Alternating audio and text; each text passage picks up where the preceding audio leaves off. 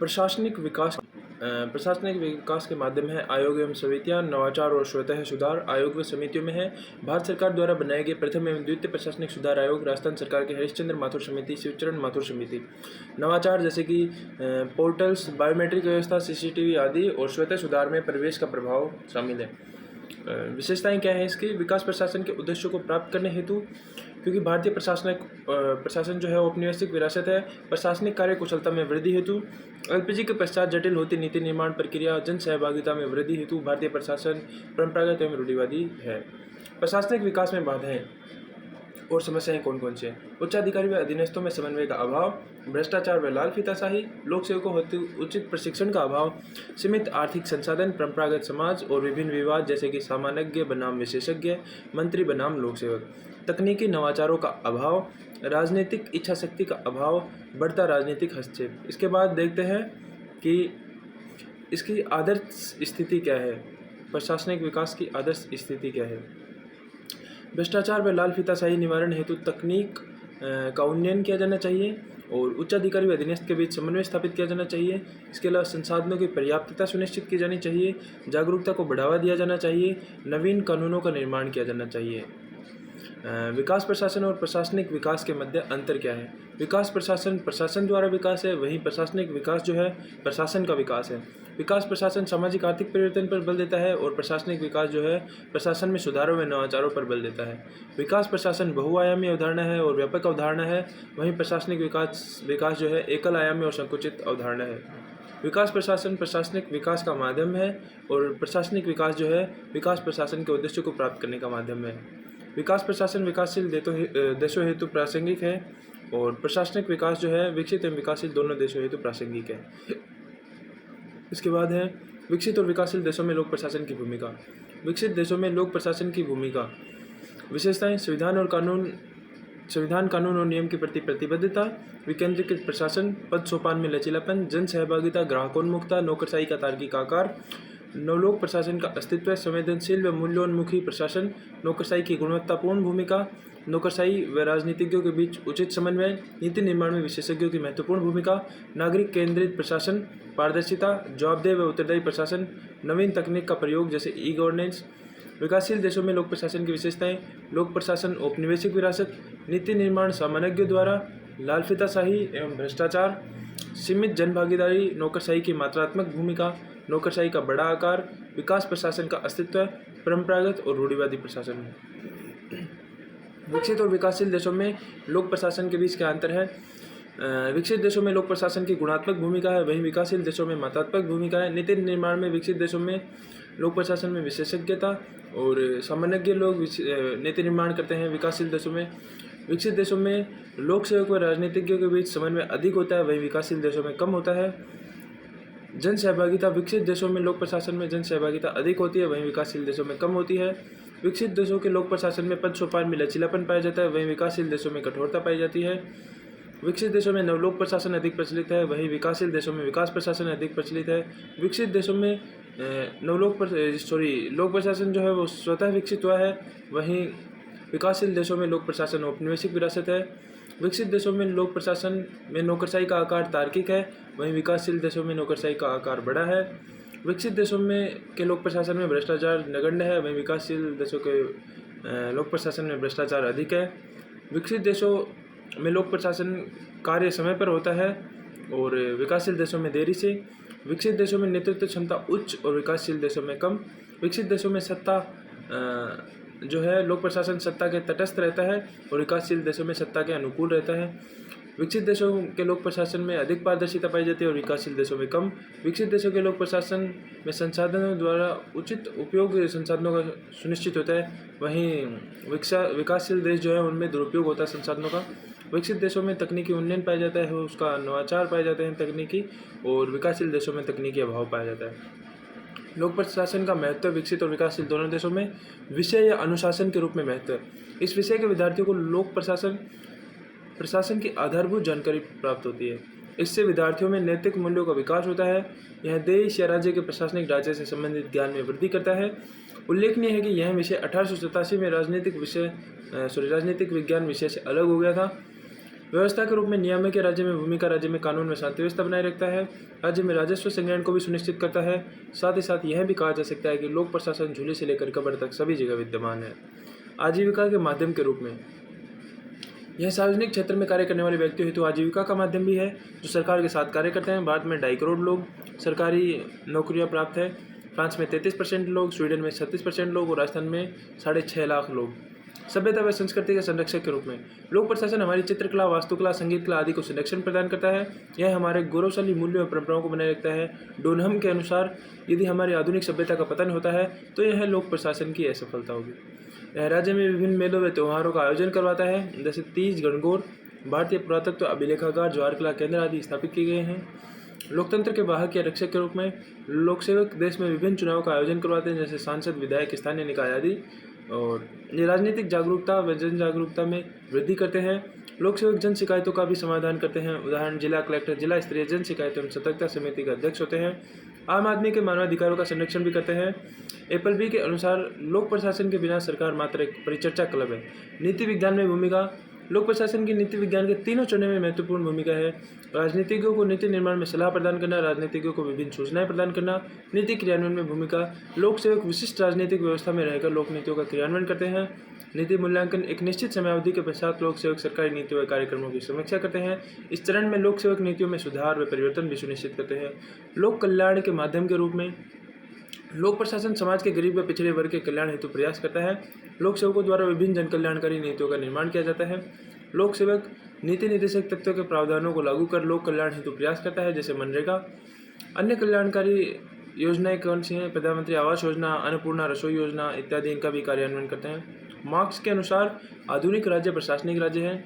फिर सामाजिक आर्थिक परिवर्तनकर्ता के रूप में सामाजिक आर्थिक परिवर्तनकर्ता के रूप में सामाजिक परिवर्तन में विभिन्न प्रयासों के माध्यम से लोक सेवक सामाजिक समस्याओं के समाधान का प्रयास करते हैं, जैसे जाति प्रथा, अस्पृश्यता, विधवा विवाह, बाल विवाह।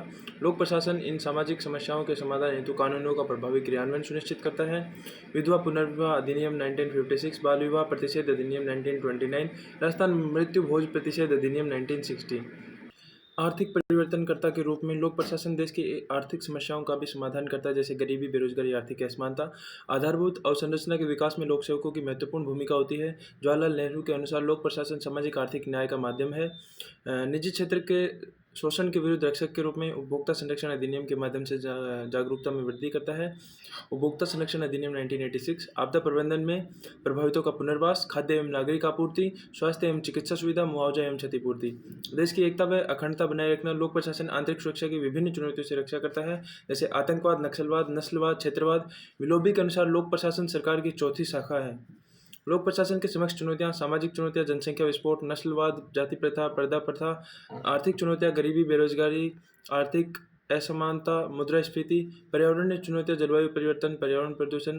राजनीतिक चुनौतियां: राजनीतिक जागरूकता का अभाव, सीमित मतदान प्रतिशत, राजनीतिक अपराधीकरण।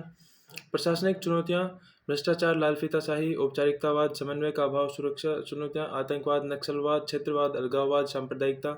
तकनीकी चुनौतियां: ई गवर्नेंस का अभाव, साइबर अपराध, डिजिटल साक्षरता का अभाव। सांस्कृतिक चुनौतियां: बढ़ता पाश्चात्यकरण, परंपरागत व रूढ़िवादी समाज, भाषाई विवाद, नस्लवाद, नैतिकता का पतन। इसके बाद है प्रबंध। प्रबंध प्रशासन का वह भाग है जो संसाधनों का समुचित उपयोग, संसाधनों में समन्वय तथा संसाधनों को संगठन के लक्ष्यों की ओर ले जाता है। प्रशासन में प्रबंध को लेकर विचारधारा। अमेरिकन विचारधारा में रॉबिन्सन व शुल्ज जो हैं विचारक हैं, इन्होंने कहा है कि प्रशासन एक व्यापक अवधारणा है तथा प्रबंध प्रशासन का भाग है। आंग्ल विचारधारा में जेम्स लुंडी व जेपी डेनियल ने कहा है कि प्रबंध व्यापक है और प्रशासन जो है प्रबंध का भाग है। और तीसरी विचारधारा मुने, रेले, गुलिक, उर्विक, फेयोल है। इनके अनुसार प्रबंध और प्रशासन एक दूसरे के पर्यायवाची हैं। प्रशासन एवं प्रबंध में अंतर ओलिवर सेल्डन ने फिलोसॉफी ऑफ मैनेजमेंट में 1923 में दिया था। प्रशासन एवं प्रबंध में अंतर क्या है?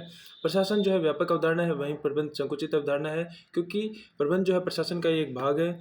और प्रशासन का मुख्य कार्य नीति निर्माण, निर्णय निर्माण है, वहीं प्रबंध का कार्य इनका क्रियान्वयन करना है।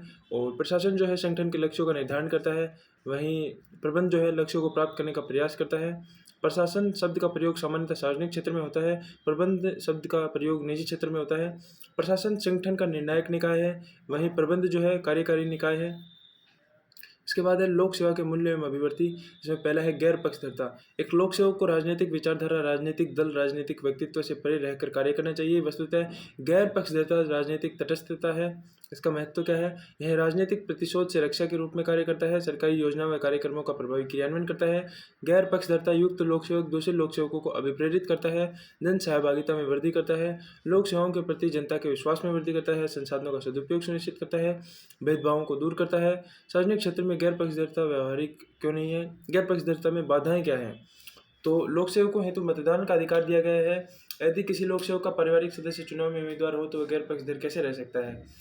पद स्थापन में स्थानांतरण में पॉलिटिकल डिजायर व्यवस्था और राजनीतिक अनुशंसा पर पुरस्कार व पदोन्नति व्यवस्था, आचरण नियमावली का नवीनीकरण नहीं होना, नीति निर्माण में लोक सेवकों की महत्वपूर्ण भूमिका है। राजनीतिकों के साथ मिलकर नीति निर्माण करते हैं, इसलिए राजनीतिक रूप से तटस्थ रहना इनके लिए चुनौतीपूर्ण हो सकता है। सुझाव क्या है? पद सोपान में स्थानांतरण योग्यता के आधार पर किया जाना चाहिए। लोक सेवकों को नकारात्मक राजनीतिक हस्तक्षेप से सुरक्षित रखा जाना चाहिए। निलंबन व निष्कासन से लोक सेवकों हेतु स्थानांतरण नीति बनाई जानी चाहिए। लोक सेवकों को कार्यकाल का स्थायित्व सुनिश्चित किया जाना चाहिए। इसके अलावा आचरण नियमावली जो है उनका नवीकरण किया जाना चाहिए और पुरस्कार व पदोन्नति व्यवस्था योग्यता आधारित होनी चाहिए। और उसके बाद है सत्यनिष्ठा। सत्यनिष्ठा से अभिप्राय लोक सेवकों की आंतरिक सुसंगतता से है तथा सत्यनिष्ठ लोक सेवक की कथनी एवं करने में कोई अंतर नहीं होता है। मन, कर्म और वचन में एक रूपता होनी चाहिए। विचारों में विरोधाभास नहीं होना चाहिए तथा विचारों के अनुरूप ही आचरण होना चाहिए। व्यक्ति का आचरण परिस्थितियों और परिणामों पर आधारित नहीं होना चाहिए। नैतिक सिद्धांतों के सोपान क्रम का ज्ञान होना चाहिए जिससे कि नैतिक दुविधा को आसानी से हल किया जा सके। दार्शनिक आधार ये इथिक्स का है। इसके बाद है सत्यनिष्ठा का महत्व। भ्रष्टाचार के विरुद्ध रक्षक के रूप में कार्य करता है। लोक सेवक के प्रति जनता के विश्वास में वृद्धि करता है। लोक सेवक अनुशासित होगा। सत्यनिष्ठा युक्त लोक सेवक दूसरों को अभिप्रेरित करेगा। लोक प्रशासन के प्रति जनमानस में विश्वास में वृद्धि करेगा और सरकारी योजनाओं में जन भागीदारी को बढ़ाएगा। सरकारी सेवा का प्रभावी व निष्पक्ष क्रियान्वयन करेगा। इसके बाद है सत्यनिष्ठा में कमी के कारण या भ्रष्टाचार के कारण सामाजिक स्वीकार्यता, जन जागरूकता का अभाव, भौतिकवादी समाज, विद्यालय महाविद्यालय में नैतिक शिक्षा का अभाव, संविधान का अनुच्छेद 311 जो कि सिविल सेवकों को विवेकाधीन शक्तियाँ प्रदान करता है। भ्रष्टाचार निरोधक संस्था में राजनीतिक हस्तक्षेप है। राजनेताओं व लोक सेवकों के मध्य साठगांठ है। अपर्याप्त वेतन में सुविधाएं हैं। उपाय क्या हो सकते हैं? भ्रष्टाचार निरोधी कानूनों में जन जागरूकता बढ़ाई जानी चाहिए। विद्यालय विश्वविद्यालय में नीति शास्त्र, नागरिक शास्त्र पढ़ाई जानी चाहिए। अनुच्छेद 311 को समाप्त कर दिया जाना चाहिए। भ्रष्टाचार निरोधी संस्थाओं में योग्यता आधारित नियुक्तियाँ की जानी चाहिए। भ्रष्टाचार निरोधी कानूनों का नवीनीकरण किया जाना चाहिए। लोक सेवकों को पर्याप्त वेतन में पारिश्रमिक दिया जाना चाहिए। लोक सेवकों द्वारा आचरण नियमावली का सख्ती से पालन किया जाना चाहिए। द्वितीय प्रशासनिक सुधार आयोग की सिफारिश विभागों में नैतिक आयुक्त की नियुक्ति की जानी चाहिए। नए लोक सेवकों के हेतु पारदर्शिता की शपथ होनी चाहिए। लोक सेवकों की विवेकाधीन शक्तियाँ न्यूनतम की जानी चाहिए। लोकायुक्त संस्थान को और अधिक सशक्त किया जाना चाहिए। सरकार द्वारा सूचना प्रदाताओं की सुरक्षा सुनिश्चित की जानी चाहिए। मुखबिरों की सरकार द्वारा भ्रष्टाचार रोकने हेतु प्रयास क्या किए गए हैं? विभिन्न संस्थाएं केंद्रीय स्तर पर सीबीआई, केंद्रीय अन्वेषण bureau, central bureau of investigation, ED, enforcement directorate, प्रवर्तन निदेशालय, सीवीसी, केंद्रीय सतर्कता आयोग, सेंट्रल विजिलेंस कमीशन और लोकपाल। इसके बाद राज्य सरकार की Lokayukta, ACB, anti corruption bureau, विभिन्न आयोग व समितियां, केंद्र सरकार की रोलैंड आयोग, आयंगर आयोग, गोरवाला आयोग, संथानम आयोग, प्रथम एवं द्वितीय प्रशासनिक सुधार आयोग, राज्य सरकार के हरिश्चंद्र माथुर आयोग, गोपाल कृष्ण भानोत आयोग, शिवचरण माथुर आयोग। उसके बाद विभिन्न कानून, केंद्र सरकार आरटीआई 2005, भ्रष्टाचार निरोधी कानून 1947, लोकपाल एवं लोकायुक्त अधिनियम 2013, सूचना प्रदाता सुरक्षा अधिनियम 2014, राज्य सरकार के राजस्थान लोकायुक्त एवं उप लोकायुक्त अधिनियम 1973, राजस्थान लोक सेवा गारंटी कानून 2011, राजस्थान सुनवाई अधिकारी अधिनियम 2012, विभिन्न आचरण नियमावली, अखिल भारतीय सेवा आचरण नियमावली 1954, केंद्रीय सेवा आचरण नियमावली 1955, रेलवे सेवा आचरण नियमावली 1956, राजस्थान लोक सेवक आचरण नियमावली 1971। अन्य प्रयास विमुद्रीकरण, विभिन्न पोर्टल, संपर्क सुविधा सारथी, हेल्पलाइन नंबर्स जारी किए गए हैं। इसके बाद है निष्पक्षता। लोक सेवकों में निष्पक्षता से तात्पर्य है कि लोक सेवकों को बिना किसी पारिवारिक दबाव या बाह्य दबाव से प्रभावित हुए मेरिट के आधार पर निर्णय लेने चाहिए। इसके सकारात्मक प्रभाव क्या होंगे? यदि एक लोक प्रशासक निष्पक्ष होगा तो इसके प्रभाव, यह जाति, धर्म, लिंग, क्षेत्र आधारित भेदभाव को रोकता है। लोक सेवक अनुशासित होगा, मेरिट आधारित निर्णय लेंगे। निष्पक्षता आधारित लोक सेवक अन्य लोक सेवकों को अभिप्रेरित करेगा। इससे लोक सेवक लोक सेवाओं के प्रति विश्वसनीयता में वृद्धि होगी। संसाधनों का उचित व न्यायिक वितरण सुनिश्चित होगा। लोक कल्याणकारी राज्य की अवधारणा को प्रासंगिक सिद्ध करेगा। इसके बाद है समर्पण। लोक सेवकों का समर्पण किस किस के प्रति होना चाहिए? संविधान व कानून के प्रति, सरकारी योजनाओं व कार्यक्रमों के प्रभावी क्रियान्वयन के प्रति, स्वयं के आदर्शों, सिद्धांतों एवं मूल्यों के प्रति। सकारात्मक प्रभाव क्या है समर्पण के? लोक सेवक समाज के गरीब, पिछड़े, शोषित वर्ग के प्रति प्रतिबद्ध होगा। लोक सेवकों में सत्यनिष्ठा व ईमानदारी को प्रोत्साहित करता है। लोक सेवकों की विश्वसनीयता में वृद्धि होती है। समाज कल्याण सुनिश्चित होता है। संसाधनों का सदुपयोग सुनिश्चित होता है। इसके बाद है लोक प्रशासन पर नियंत्रण। नियंत्रण की आवश्यकता क्यों है? सबसे पहले देखते हैं। सत्ता या शक्ति के दुरुपयोग को रोकने हेतु, आम आदमी के प्रजातांत्रिक मूल्यों की रक्षा हेतु, लोक सेवकों के तानाशाही व्यवहार को रोकने हेतु, लोक सेवकों की जवाबदेहिता सुनिश्चित करने हेतु, लोक प्रशासन में पारदर्शिता वृद्धि करने हेतु, सरकारी योजनाओं के प्रभावी क्रियान्वयन हेतु और भ्रष्टाचार पर नियंत्रण हेतु। माध्यम कौन कौन से नियंत्रण के? विधायी, कार्यपालिका, न्यायिक, मीडिया, नागरिक, विभागीय। मीडिया नियंत्रण में आलोचना और स्टिंग ऑपरेशन आते हैं। नागरिक नियंत्रण में RTI, public service guarantee act, Rajasthan right to hearing act, सामाजिक लेखा परीक्षण। और विभागीय नियंत्रण में आंतरिक नियंत्रण शामिल है। इसके बाद देखते हैं विधायी नियंत्रण। संसद एवं राज्य विधानमंडल द्वारा नियंत्रण। पहला है प्रश्न पूछकर। प्रश्न कैसे कैसे हो सकते हैं? तारांकित, अतारांकित, अल्प सूचना प्रश्न। फिर विभिन्न पद्धतियाँ कौन कौन सी? प्रश्नकाल, शून्यकाल, आधे घंटे की बहस, 2 घंटे की बहस। इसके बाद विभिन्न प्रस्तावों द्वारा, ध्यानाकर्षण प्रस्ताव, स्थगन या काम रोको प्रस्ताव, निंदा प्रस्ताव, अविश्वास प्रस्ताव द्वारा। निंदा प्रस्ताव जो है इसका उद्देश्य मंत्री या मंत्रियों के कार्यों की आलोचना करना होता है। अविश्वास प्रस्ताव सरकार के बहुमत का परीक्षण करता है। निंदा प्रस्ताव मंत्री या मंत्री विशेष के विरुद्ध लाया जाता है, बल्कि अविश्वास प्रस्ताव जो है संपूर्ण मंत्रिपरिषद के विरुद्ध लाया जाता है। निंदा प्रस्ताव पारित होता है तो यह सरकार हेतु चेतावनी है, और अविश्वास प्रस्ताव यदि पारित होता है तो इसका तात्पर्य सरकार का गिर जाना। निंदा प्रस्ताव संविधान में इसका प्रावधान नहीं है, और अविश्वास प्रस्ताव जो है उसका संविधान में अप्रत्यक्ष प्रावधान है। राष्ट्रपति या राज्यपाल के प्रारंभिक अभिभाषण की आलोचना के द्वारा भी। प्रारंभिक अभिभाषण राज्य मंत्रिपरिषद द्वारा तैयार करवाया जाता है, अतः यह सरकार द्वारा किए गए कार्यों या उपलब्धियों की आलोचना है। सीएजी का वार्षिक प्रतिवेदन भी, यह भी सरकार की आलोचना करने का प्रभावी माध्यम है। राष्ट्रपति और राज्यपाल को वार्षिक प्रतिवेदन दिया जाता है। समितियों द्वारा नियंत्रण। संसद में 2 प्रकार की समितियां होती हैं: स्थायी समिति, लोक लेखा समिति, प्राक्कलन समिति, सार्वजनिक उपक्रमों की समिति। तदर्थ या अस्थायी समिति, पीसी चाको समिति, 2G स्पेक्ट्रम घोटाले के लिए। विधायी नियंत्रण की सीमाएं क्या है? सीमित कार्यावधि होती है, विधानमंडल में वॉकआउट संस्कृति, और सदस्यों में विशेषज्ञता का अभाव, एक पक्षीय नियंत्रण, स्वप्रचार का माध्यम, विधायिक भ्रष्टाचार या राजनीतिक भ्रष्टाचार, संसदीय सदन का बड़ा आकार, सभी को प्रश्न उठाने का मौका नहीं मिल पाता, कार्यपालिका का प्रभुत्व और तकनीकी जटिलता। इसके उपाय क्या हो सकते हैं? व्यवस्थापिका में कार्यपालिका का प्रभुत्व कम किया जाना चाहिए, वॉकआउट संस्कृति को रोका जाए, विधायिका में विशेष कर्मचारियों की नियुक्ति की जानी चाहिए, व्यवस्थापिका में भ्रष्टाचार को कम किया जाना चाहिए, तकनीकी उन्नयन किया जाना चाहिए। फिर कार्यपालिका नियंत्रण यानी कि मंत्रिपरिषद का नियंत्रण, जो अस्थायी कार्यपालिका होती है। राजनीतिक निर्देश, जहाँ राजनेता नीति निर्माण का कार्य करते हैं, वही लोक सेवक इन नीतियों का क्रियान्वयन करते हैं। मंत्री नीतियों, कार्यक्रमों, योजनाओं व अभियानों के क्रियान्वयन के समय इनका निरीक्षण करते हैं। दूसरा, प्रदत्त व्यवस्थापन। अत्यधिक कार्यभार और विशेषज्ञता के अभाव में व्यवस्थापिका द्वारा कार्यपालिका को किया गया कार्यों का हस्तांतरण है। यह लोक सेवकों पर अस्थायी कार्यपालिका के प्रभावी नियंत्रण का माध्यम है। आचरण नियमावली द्वारा। लोक सेवकों हेतु सरकार द्वारा विभिन्न आचरण नियमावलियों का सृजन किया गया है। यदि लोक सेवक आचरण नियमावली के विरुद्ध परे जाकर कार्य करे तो कार्यपालिका द्वारा अनुशासनात्मक कार्यवाही की जाती है। अखिल भारतीय सेवा आचरण नियमावली 1954, केंद्रीय सिविल सेवा आचरण नियम 1955, रेलवे सेवा आचरण नियम 1956, राजस्थान राज्य आचरण नियमावली 1971। नियुक्ति, निलंबन और निष्कासन द्वारा। मंत्री लोक सेवकों के विरुद्ध नियंत्रण व निष्कासन के निर्णय लेते हैं। अध्यादेश द्वारा सरकार विभिन्न अध्यादेशों के माध्यम से भी लोक सेवकों को नियंत्रित करती है। जनमत द्वारा नियंत्रण। राजनीतिक जो हैं वो रैली या भाषण में जन के माध्यम से जनता को जागरूक करते हैं, उनके अधिकारों के बारे में जागरूकता फैलाते हैं, जैसे आरटीआई 2005, सामाजिक लेखा परीक्षण और पब्लिक सर्विस गारंटी एक्ट। विभागों द्वारा नियंत्रण। कार्मिक विभाग द्वारा लोक सेवकों के विरुद्ध जांच, वित्त विभाग द्वारा वित्तीय नियंत्रण, प्रशासनिक सुधार एवं समन्वय विभाग द्वारा सुधार एवं नवाचार। वित्त विभाग द्वारा नियंत्रण। बजट द्वारा वित्तीय संहिता का गठन, आंतरिक लेखा परीक्षण, वित्तीय निर्देश। कार्यपालिका नियंत्रण की सीमाएं क्या हैं? भ्रष्टाचार। मंत्रिपरिषद का गठन जाति, धर्म, लिंग व क्षेत्र के आधार पर किया जाता है। मंत्रियों में विशेषज्ञता का अभाव, मंत्रियों के विभागों में बारंबार परिवर्तन, लोक सेवकों पर राजनीतिज्ञों की अति निर्भरता, राजनीतिज्ञों व लोक सेवकों के मध्य साठगांठ, बढ़ता राजनीतिक आपराधिकरण। सुझाव या उपाय। मंत्रियों के चयन का आधार योग्यता तथा अनुभव होना चाहिए।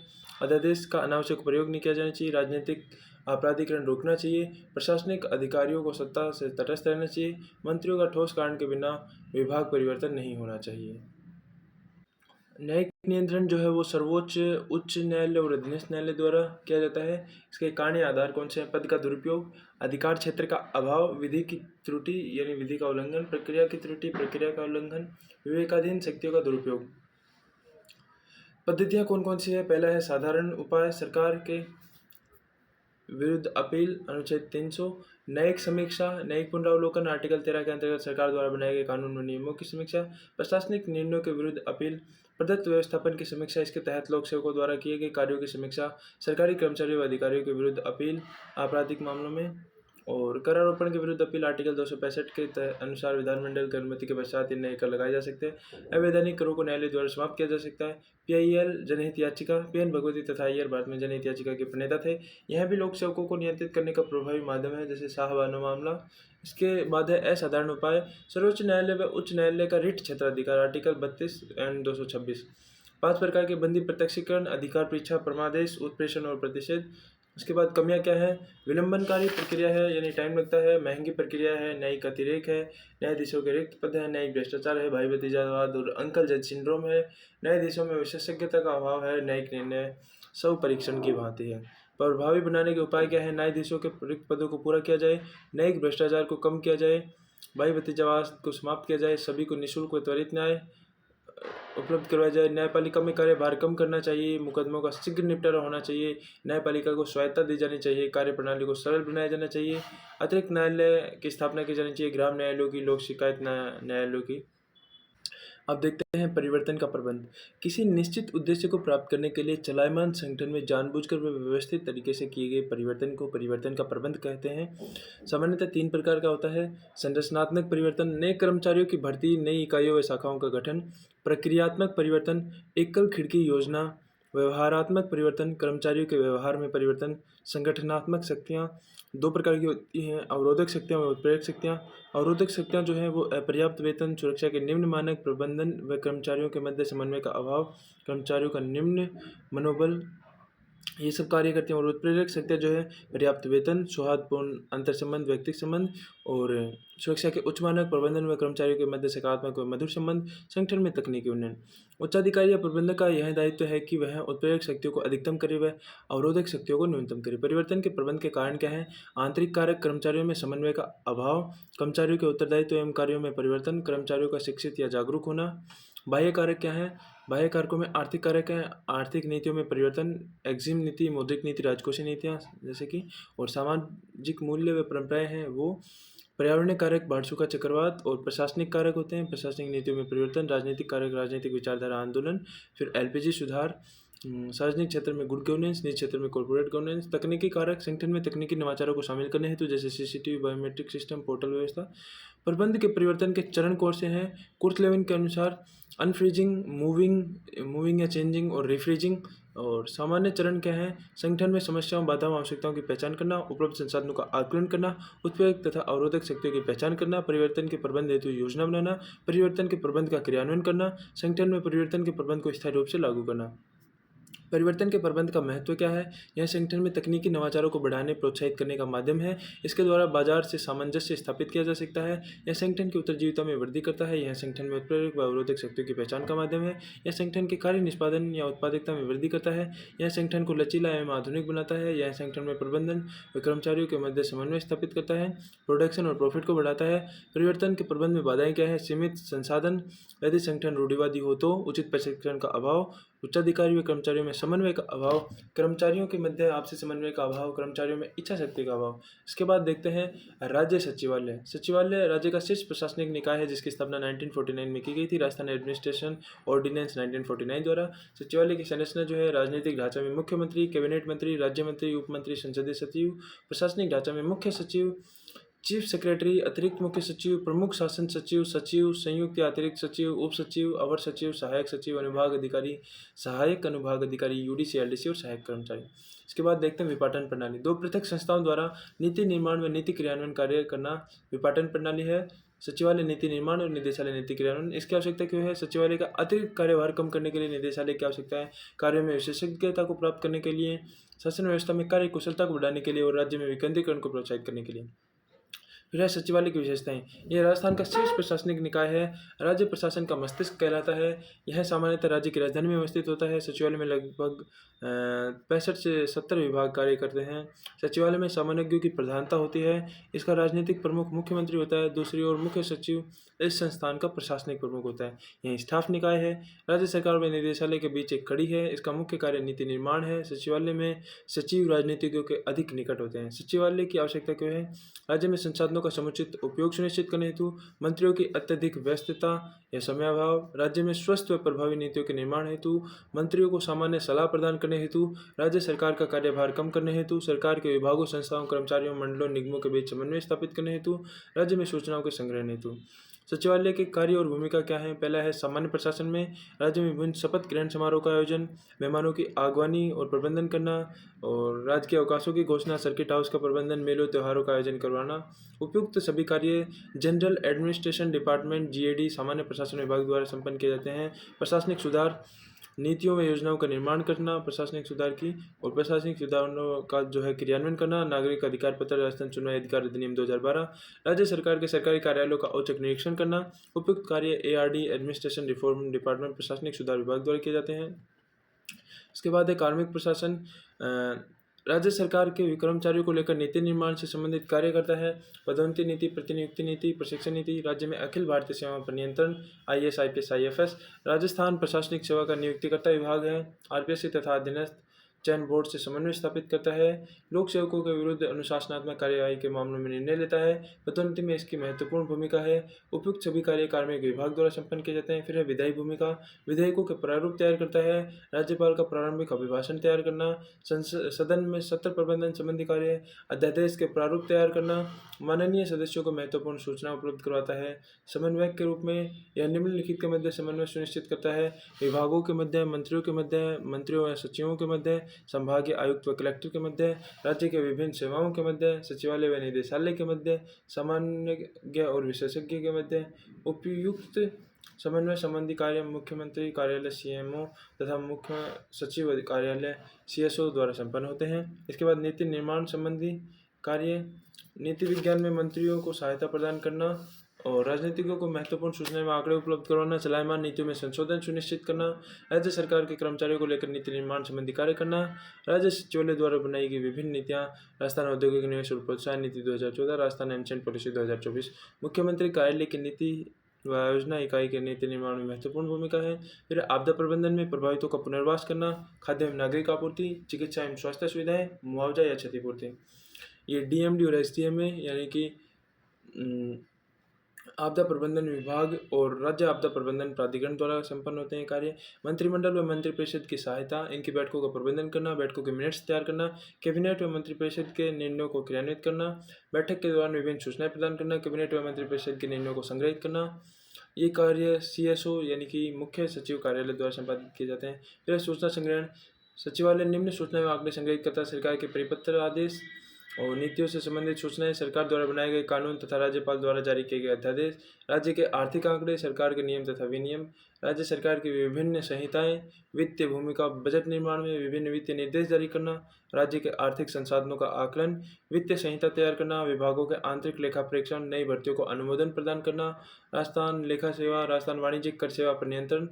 उपयुक्त सभी कार्य सचिवालय के वित्त विभाग द्वारा संपन्न होते हैं। सचिवालय की कमियां क्या हैं? शक्तियों का केंद्रीकरण, अतार्किक नोटिंग प्रणाली लाल फीताशाही को प्रोत्साहित करती है और संसाधनों का दुरुपयोग, कर्मचारियों में सत्ता की अनुकूलता, पॉलिटिकल एक्टिव हैं, सामान्यज्ञों की प्रधानता, लैंगिक भेदभाव, महत्वपूर्ण पदों पर पुरुष अधिकारी, तकनीकी नवाचारों का अभाव। सुधार हेतु सुझाव क्या है? निदेशालय की ओर शक्तियों का विकेंद्रीकरण किया जाना चाहिए, लैंगिक संवेदनशीलता को सुनिश्चित किया जाना चाहिए, आचरण नियमावली का कठोरता से अनुसरण किया जाना चाहिए, ई फाइलिंग व्यवस्था को शुरू किया जाना चाहिए, सचिवालय तथा निदेशालय का विलय किया जाना चाहिए, सचिवालय में विशेषज्ञों की नियुक्ति की जानी चाहिए, लोक सेवकों में गैर पक्षधारिता मूल्य को प्रोत्साहित किया जाना चाहिए।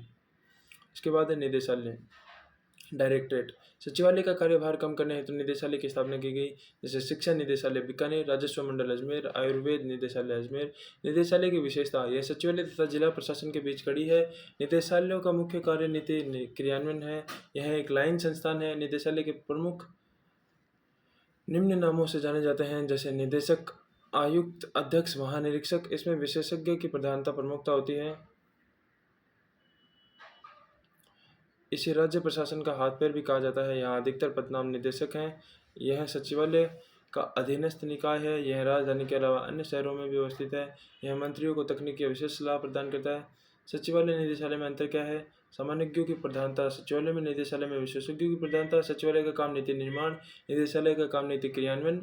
सचिवालय राजधानी में अवस्थित होता है, निदेशालय अन्य शहरों में भी। सचिवालय राज्य प्रशासन का मस्तिष्क है, निदेशालय राज्य प्रशासन का हाथ पैर है। सचिवालय सचिवों का घर है, निदेशालय निदेशकों का घर है। सचिवालय मंत्रियों को सामान्य सलाह प्रदान करता है, निदेशालय तकनीकी सलाह प्रदान करता है। सचिवालय स्टाफ निकाय है, निदेशालय लाइन निकाय है।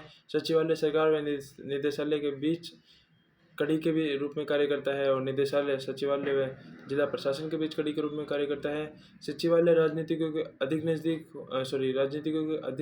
होते हैं। सचिवालय के जो सामान्यज्ञ हैं और विशेषज्ञ जो हैं निदेशालय के वे अपेक्षाकृत कम नज़दीक होते हैं। निदेशालय की आवश्यकता के विभागों का अत्यधिक कार्यभार या सचिवालय के कार्यों की अधिकता के कारण कार्यों में विशेषज्ञता को प्राप्त करने के लिए विशेषज्ञों को पृथक पद सोपान उपलब्ध करवाने हेतु और मंत्रियों को तकनीकी या विशेष सलाह प्रदान करने हेतु विभागों में तकनीकी या विशेष ज्ञान की आवश्यकता। एलपीजी के पश्चात जटिल होती नीति निर्माण प्रक्रिया सचिवालय व जिला प्रशासन के मध्य समन्वय स्थापित करने हेतु।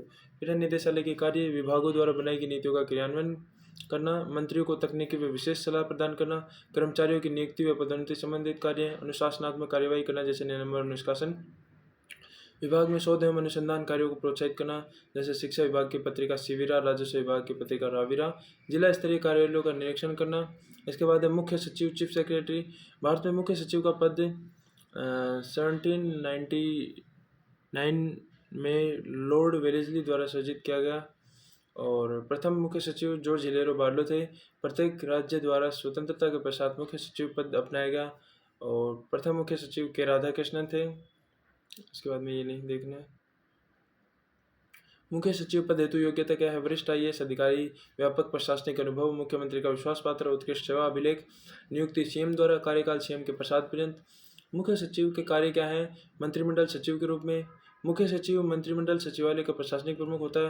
प्रशासनिक प्रमुख के रूप में वह निम्नलिखित सुनिश्चित करता है: मंत्रियों को कैबिनेट की बैठक संबंधी सूचना प्रदान करना, बैठक के दौरान मंत्रियों को सहायता प्रदान करना, विभागों के माध्यम से मंत्रिमंडल के निर्णयों को लागू करवाना, मंत्रिमंडल के निर्णयों को संग्रहित संरक्षित करना, कैबिनेट की बैठकों के मिनट्स तैयार करना, मंत्रिमंडल के उप समितियों के मध्य समन्वय स्थापित करना तथा इनको सहायता प्रदान करना। राज्य के वरिष्ठतम लोक सेवक के रूप में कार्य कौन कौन से हैं? मुख्य सचिव राज्य में अखिल भारतीय सेवाओं पर नियंत्रण रखता है जैसे आईएएस, आईपीएस, आईएफएस। यह राज्य के लोक सेवकों का संरक्षक होता है। संघ लोक सेवा आयोग में पदोन्नति संबंधी बैठकों में भाग लेता है। आरएसआईएस में राज्य में विभिन्न सेवाओं के मध्य समन्वय स्थापित करता है। लोक सेवकों की समस्याओं का समाधान भी करता है। विभागों के प्रशासनिक प्रमुख के रूप में कौन से कार्य करता है? मुख्य सचिव राज्य में निम्न विभागों के प्रशासनिक प्रमुख के रूप में कार्य करता है: कार्मिक विभाग, प्रशासनिक सुधार विभाग, आयोजना विभाग, सामान्य प्रशासन विभाग। दूसरा, मुख्य सचिव राष्ट्रीय जल बोर्ड का सदस्य भी होता है। राज्यपाल के सलाहकार के रूप में आपातकाल में मुख्य सचिव राज्यपाल का सलाहकार होता है। आपातकाल में वह पुलिस महानिदेशक डीजीपी की सहायता से राज्य में कानून व्यवस्था को बनाए रखता है। सीएम के प्रधान सलाहकार के रूप में मुख्य सचिव मुख्यमंत्री को नीति निर्माण तथा निर्णय निर्माण में सहायता प्रदान करता है। निर्णय निर्माण में विभिन्न प्रकार की सूचनाएं उपलब्ध करवाता है। सीएम को विभिन्न समस्याओं में सहायता प्रदान करता है। सीएम द्वारा किए गए वायदे व घोषणाओं को लागू करवाता है। राज्य सरकार के प्रतिनिधि के रूप में मुख्य सचिव विभिन्न आयोगों व परिषदों की बैठकों में राज्य सरकार की ओर से भागीदारी निभाता है जैसे नीति आयोग, भारत के कैबिनेट सचिव की बैठक, अंतर्राज्यीय परिषद, राष्ट्रीय जल बोर्ड आदि। समन्वयक के रूप में मुख्य सचिव निम्न के मध्य समन्वय स्थापित करता है: विभागों के सचिवों के मध्य, संभागीय आयुक्त व कलेक्टर के बीच, सचिवों व निदेशकों के बीच, विभिन्न सेवाओं के बीच, केंद्र व राज्य सरकार के मध्य। आपदा प्रबंधन के रूप में मुख्य सचिव आपदा प्रबंधन व प्रबंधन उच्च स्तरीय समिति का अध्यक्ष होता है। अध्यक्ष के रूप में निम्नलिखित सुनिश्चित करता है: प्रभावितों का पुनर्वास, खाद्य एवं नागरिक आपूर्ति, स्वास्थ्य एवं चिकित्सा सेवाएं, मुआवजा एवं क्षतिपूर्ति। इसके बाद मुख्य सचिव के समक्ष चुनौतियां कौन सी? अत्यधिक कार्यभार, समानांतर विभिन्न आयोगों व परिषदों का गठन जैसे रीति, कार्यकाल की अनिश्चितता, मुख्य सचिव पद का राजनीतिकरण, सीएमओ, मुख्यमंत्री कार्यालय के अतिरिक्त मुख्य सचिव या प्रधान सचिव की बढ़ती भूमिका, राज्य में विभिन्न सेवाओं के मध्य बढ़ते विवाद, राज्य में कानून व्यवस्था संबंधी बढ़ती समस्याएं। मुख्य सचिव तथा भारत के मंत्रिमंडल सचिव के बीच तुलना। समानता क्या है? दोनों वरिष्ठ आईएएस अधिकारी होते हैं, दोनों मंत्रिमंडल सचिव भी होते हैं, दोनों मुख्य कार्यपालक सलाहकार होते हैं। कैबिनेट सचिव पीएम का, मुख्य सचिव सीएम का। दोनों मंत्रिमंडल के निर्णयों को लागू करवाते हैं, दोनों मंत्रिमंडल की उप समितियों को सहायता प्रदान करते हैं, दोनों मंत्रिमंडल के निर्णयों को संरक्षित या संग्रहित भी करते हैं। दोनों में समानता कौन सी है? मुख्य सचिव जो है वो राज्य सचिवालय का प्रशासनिक प्रमुख होता है, वहीं कैबिनेट सचिव जो है केंद्रीय सचिवालय का प्रशासनिक प्रमुख नहीं होता है। मुख्य सचिव कुछ विभागों का प्रशासनिक प्रमुख होता है, जैसे डीओपी, एआरडी और जीएडी। वहीं कैबिनेट सचिव जो है वो नहीं होता है। और मुख्य सचिव जो है विभिन्न अवशिष्ट शक्तियाँ प्राप्त होती हैं इसको। कैबिनेट सचिव को वो शक्तियाँ प्राप्त नहीं है। मुख्य सचिव राज्य में बहुआयामी भूमिका होती है, वहीं कैबिनेट सचिव की एकल भूमिका होती है, केवल मंत्रिमंडल सचिव के रूप में कार्य करता है। इसके बाद है सामान्य बनाम विशेषज्ञ।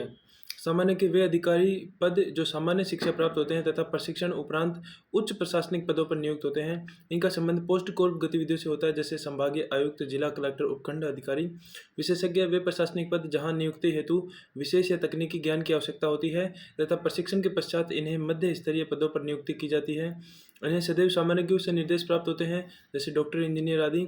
इन दोनों के मध्य विवाद की मुख्य जड़ नॉर्थ कोर्ट ट्रेवलियन रिपोर्ट है। सामान्य और विशेषज्ञ में अंतर। सामान्य सामान्य शिक्षा प्राप्त होते हैं, विशेषज्ञ तकनीकी या विशेष शिक्षा प्राप्त होते हैं। सामान्य नीति निर्माण का कार्य करते हैं, विशेषज्ञ नीति क्रियान्वयन का कार्य करते हैं। सामान्य उच्च वेतन, मान और सुविधाएं पाते हैं, वहीं विशेषज्ञ जो है तुलनात्मक रूप से कम वेतन पाते हैं। और सामान्यों की पदोन्नति तीव्र होती है, विशेषज्ञों की धीमी पदोन्नति होती है। सामान्य राजनीतिज्ञों के अधिक निकट होते हैं, वहीं विशेषज्ञ तुलनात्मक रूप से कम निकट होते हैं। सामान्य ब्यूरोक्रेट हैं, वहीं विशेषज्ञ टेक्नोक्रेट हैं। सामान्यों का अंतर्विभागीय स्थानांतरण होता है और इनका विशेषज्ञों का एक ही विभाग में कार्य करते हैं। सामान्य के पोस्ट कोर्प गतिविधियों से संबंधित होते हैं, विशेषज्ञ तकनीकी कार्यों से जुड़े होते हैं। सामान्य सचिवालय में प्रधानता में पाए जाते हैं और विशेषज्ञ जो है निदेशालय में प्रधानता में रहते हैं। और सामान्य हैं district collector, divisional commissioner, SDO. और विशेषज्ञ हैं डॉक्टर, इंजीनियर एटसेट्रा। और विवाद के कारण क्या है इनके बीच में? उच्च वेतनमान और सुविधाएं। विशेषज्ञों की तुलना में सामान्यों की तीव्र पदोन्नति प्रक्रिया। केवल सामान्य ही राजनेताओं के निकट होते हैं। सचिवालय में सामान्यों की अधिकता। नीति निर्माण में विशेषज्ञों की नगण्य भूमिका। सामान्यों का विशेषज्ञों के प्रति निरंकुश व्यवहार। सामान्यों का विशेषज्ञों के प्रति गोपनीय प्रतिवेदन में नकारात्मक टिप्पणियां बिना किसी विशेषज्ञता के। और उच्च प्रशासनिक पद केवल सामान्य हेतु आरक्षित हैं, जैसे संभागीय आयुक्त, जिला कलेक्टर। समाधान क्या है? दोनों के लिए एक ही स्थान पर प्रशिक्षण की व्यवस्था की जानी चाहिए। नई अखिल भारतीय सेवाओं का गठन किया जाना चाहिए, जैसे अखिल भारतीय न्यायिक सेवा। एकीकृत पद सोपान प्रक्रिया को अपनाया जाना चाहिए। सचिवालय व निदेशालय का विलय किया जा सकता है। सचिवालय में विशेषज्ञों की नियुक्ति की जानी चाहिए। लेटरल एंट्री व्यवस्था को अपनाया जाना चाहिए। विशेषज्ञों हेतु उच्च वेतनमान व सुविधाएं। विशेषज्ञों की तीव्र पदोन्नति प्रक्रिया। जहां कार्य की प्रकृति समान हो वहां विशेषज्ञों के अंतर्विभागीय स्थानांतरण होने चाहिए। Lateral entry system second ARC की वो है सिफारिश है।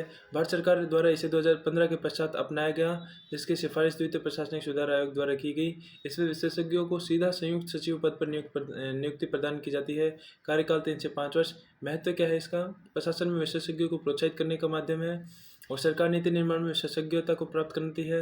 सार्वजनिक क्षेत्र में निजी क्षेत्र की कार्य संस्कृति का प्रोत्साहन होता है, जैसे 3 इकोनॉमी, इफेक्टिवनेस, एफिशिएंसी। भारत में लगभग 1500 IAS पद रिक्त हैं। यह नीति निर्माण प्रक्रिया को अनवरत बनाए रखता है। इसका नकारात्मक पक्ष क्या है? इससे लोक सेवकों के मनोबल में कमी आती है। आरक्षण संबंधी मामला सामाजिक न्याय के विरुद्ध है ये। और कार्यकाल की सीमित अवधि। सामान्य तथा विशेषज्ञों के विभिन्न तर्क जो है। सामान्यों की उच्च स्थिति पारंपरिक है। निर्णय निर्माण एक जटिल प्रक्रिया है जो केवल सामान्यों द्वारा संपन्न हो सकती है। विशेषज्ञ केवल एक ही क्षेत्र में प्रशिक्षण प्राप्त होते हैं और व्यापक क्षेत्रीय अनुभव, क्योंकि ये विभिन्न पदों पर कार्य करते हैं। सामान्य समाज की बौद्धिक क्रीम है, क्योंकि वे कठिन परीक्षा पास करके आते हैं। वही विशेषज्ञों का मानना है कि हमारा संविधान समानता का अधिकार प्रदान करता है, तो विशेषज्ञों को सामान्यों के समान अधिकार प्राप्त होने चाहिए। निर्णय निर्माण एक सामान्य प्रक्रिया है, ना कि कोई जटिल प्रक्रिया। चूँकि या नीति निर्माण जो है एक जटिल प्रक्रिया है, अतः इसमें तकनीकी ज्ञान की विशेष आवश्यकता होती है, इसलिए तकनीकी शिक्षा प्राप्त होते हैं विशेषज्ञ। और सामान्यों के कारण विभिन्न प्रशासनिक समस्याएं जैसे भ्रष्टाचार, लालफिता, सही औपचारिकतावाद सामने आए हैं। विकसित देशों से प्रेरणा, जहाँ नीति निर्माण में विशेषज्ञों की महत्वपूर्ण भूमिका होती है। LPG के पश्चात जटिल होती निर्णय निर्माण प्रक्रिया, जिसको विशेषज्ञता के द्वारा हल किया जा सकता है। ब्रिटेन की फुलटन समिति ने विशेषज्ञता को समर्थन दिया है। अमेरिका का हूवर फर्स्ट आयोग ने सामान्यों का समर्थन दिया है। हूवर सेकंड ने विशेषज्ञों का समर्थन दिया है। और इंडिया की first ARC and second ARC ने विशेषज्ञता को समर्थन दिया है। तो इसी के साथ आपकी पवेट जो है उसका रिवीजन कंप्लीट होता है। बने रहिए, बाकी सब्जेक्ट्स का भी रिवीजन ऐसे ही करेंगे। जल्दी फास्टली हो गया मेरे हिसाब से ये तो, बट जिसने पहले से कंप्लीट कर रखा है उसके लिए बेस्ट है। साथ में नोटबुक रख के आप रिवीजन कर सकते हैं, या फिर नोट्स हैं उनको देख देख के आप रिवीजन कर सकते हैं, और पहले से आपका पढ़ा हुआ होना चाहिए। बाकी थैंक यू, टेक केयर।